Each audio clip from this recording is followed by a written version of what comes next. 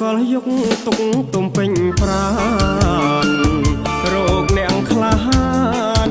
ហ៊ានស្ម័គ្រធ្វើតបកតបកិច្ចយោធាការពីសន្ធាប់សាមគ្គីជាភពទ្រព្យជាតិខេមរាពាំងលិកម្មលះបង់សាច់ស្រឈាមស្រស់តស៊ូរំដោះស្មោះជាតិសាសនាពាំងលីរងគ្រោះរោបុពិងកាគុណបំណាច់អចាថ្លៃមហាអត់ដំអតីតយុទ្ធជនកិត្តគុណមហិងមីជួយជាតិមិនរៀបសាបជួបសង្គមរះរត់រឹងមាំបានជួយឧបត្ថម្ភដល់ដីទ្រនំសំរុំវិវត្ត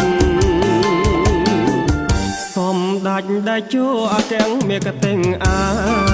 យថ្ងៃនេះថ្ងៃស្អែកបែងចែកទៀងទាត់ដល់កងកំលាំងសោធនីវត្ត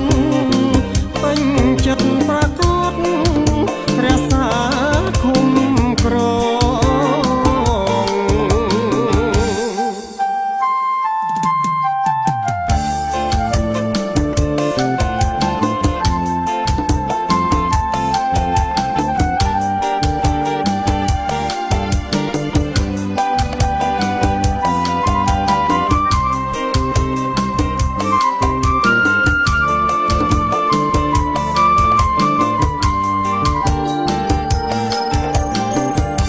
អតីតយុទ្ធជនកិត្តគុណមហិងមីជួយជាតិមិនរៀបសាបជួបសង្គមរះរត់រឹងមាំបានជួយឧបត្ថម្ភដល់ដីទ្រនំសំរុំវិវត្តសំដាច់ដែលជួអទាំងមេកតេងអា